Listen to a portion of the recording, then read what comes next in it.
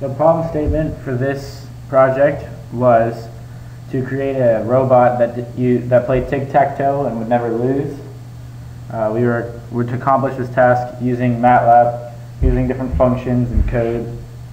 And then at the end of it, once we had the MATLAB code written, we had to implement that code into LEGO Mindstorms Robot. The overall logic for our program is that the robot would try to use a fork to win the game. And if the player tried to do a fork, then it would block the fork and keep the player from winning. If a fork wasn't achieved by the robot, then ultimately it would try to just keep the player from winning, but still trying to get the offensive move and try and win. The first move made by the robot is always going to be 1-1, because then it can try and do a fork and try and win by getting more than 2 ways to get 3 in a row and trick the player.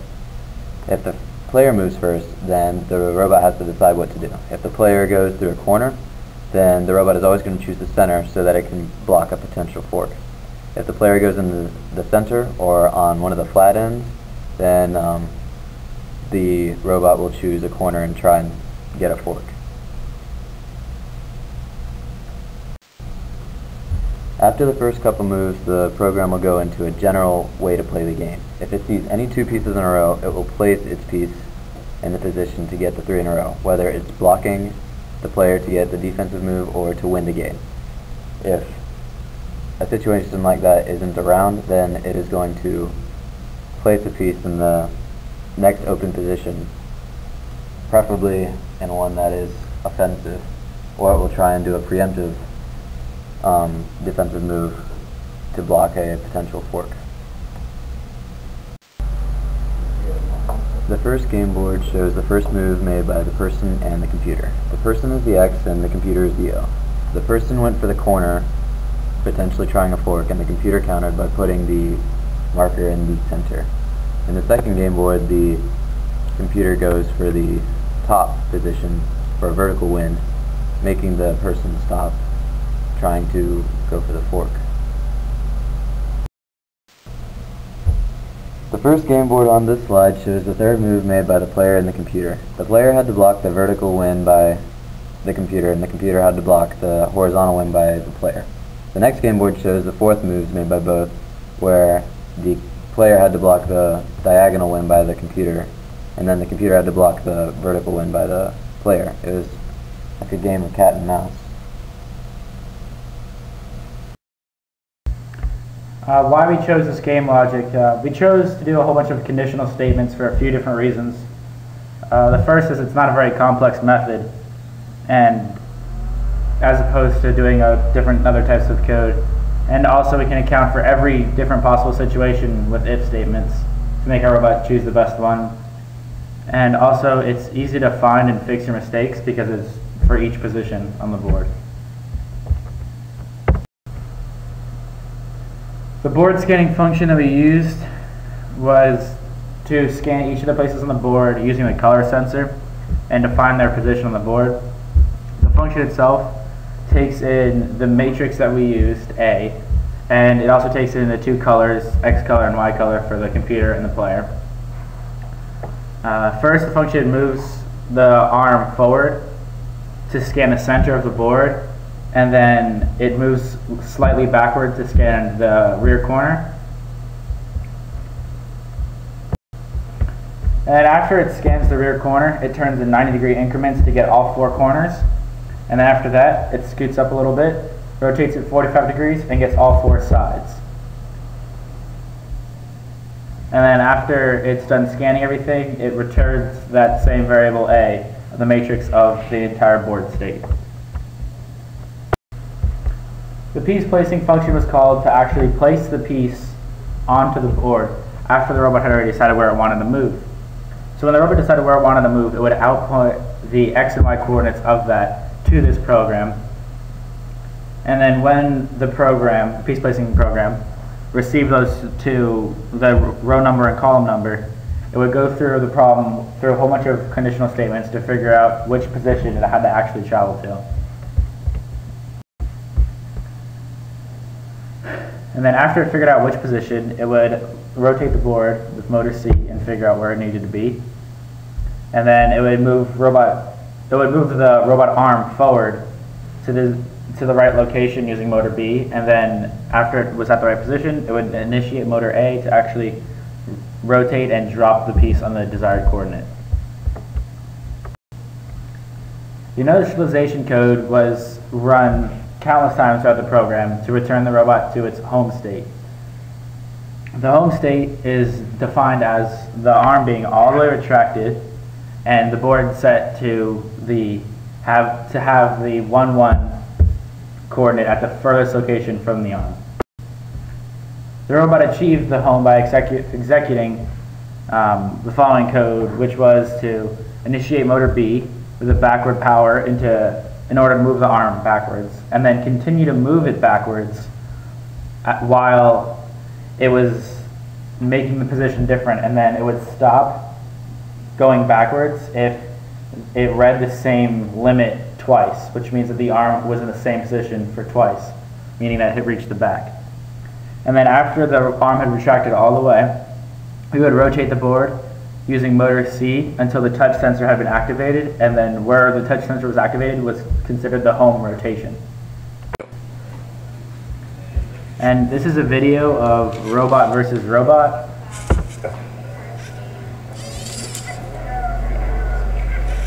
Here we see it returning to home, rotating the board, and placing its first piece. Then returning to home after its first piece is placed, and then robot 2 going, placing its piece to counter out the forking method by placing it in the center.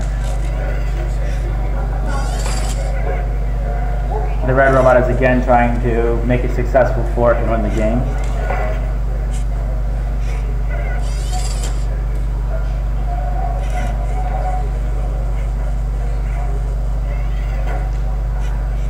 And we see the robot here just evaded a win by the blue robot.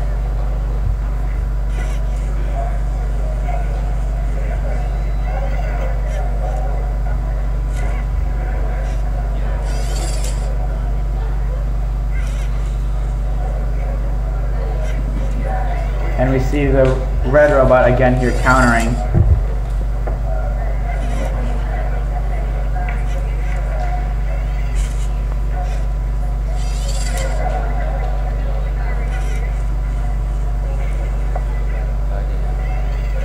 And there you have it, the robot had tied itself when trying to play because one of the robots tried to fork and the other one was designed to stop it from forking. So therefore, the robot would always end in a tie. On this next video, we have human versus robot, with the human going first. Here we have the robot retracting back to home. Then we have one of our teammates placing a piece. Here the robot's going through the scanning motion. It first scanned a center piece, now it's scanning each of the 4 corners, then getting all 4 of the sides.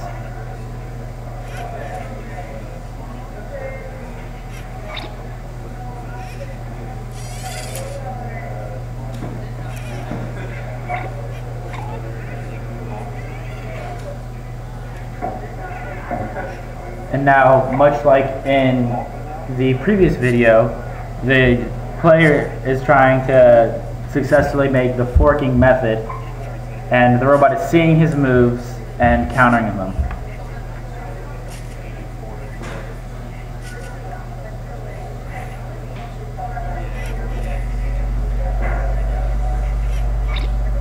The robot also has to scan the board after each place of the actual player himself, but the robot does not have to scan after it places its own piece, because the robot knows the coordinates of that piece, so we can add that to our matrix.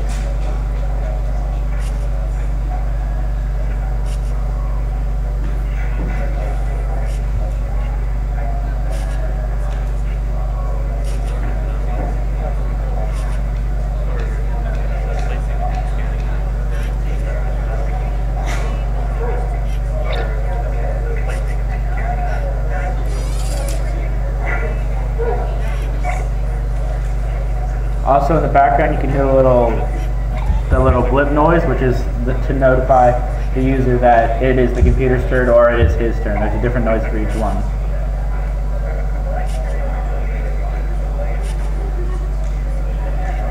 And we see here that the game will end in a tie now because the user tried to successfully do the forking method, and our robot, which will never lose, will try and prevent that from happening, and will prevent anybody from being the winner. Or in the event that a different method is tried, it will be able to win.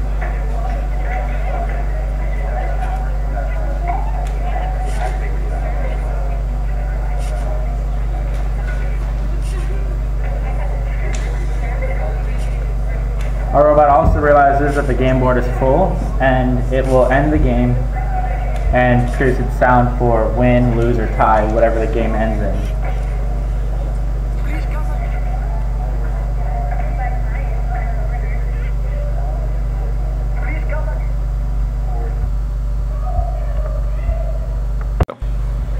Here we have another video, this one with the human going second and the robot going first.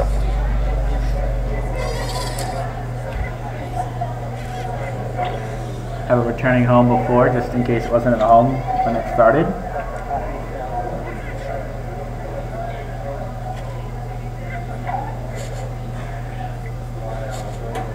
And this time we have the robot trying to successfully do the forking method.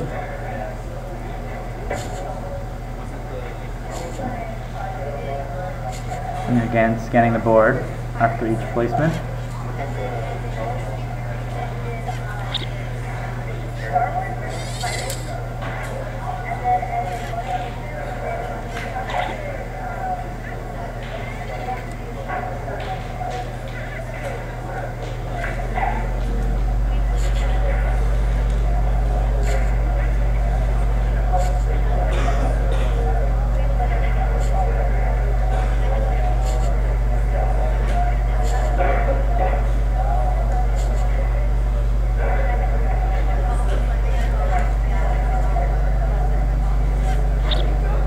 Troubles we ran into with each of the different robots was that some of them would be calibrated slightly differently, and we had to basically recalibrate our robot and redo all the tack limits each time we got a new robot. However, after a little bit of tweaking, it would work perfectly and would never come with an error or never place a piece in the wrong place.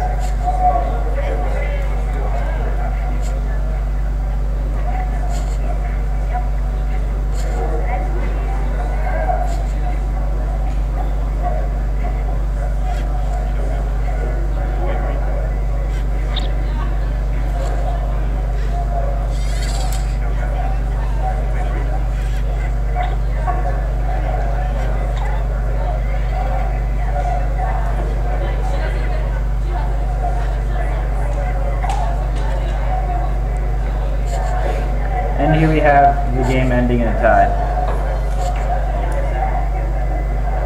Also, the robot knows that the person is done using their turn by using the sensor right there, the motion sensor.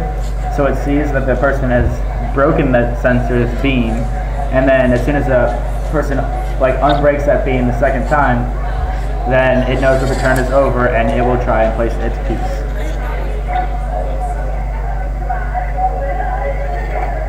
And there you have it, the game is over, resulting in another tie, and the robot has yet to lose. And then from the conclusion, we grasped that the best way to write our program and to always win would be that using the forking method and not the other method, which is placing in the center first. The code involved in writing the robot to always win, or to tie if it couldn't win, is least complicated when using a whole bunch of if statements, because for the reasons we stated earlier. And this is the citations of the different things we used, which were the project instructions, the lab manual, and we looked up a tic-tac-toe strategy online to help figure out the forking method and all the other possibilities.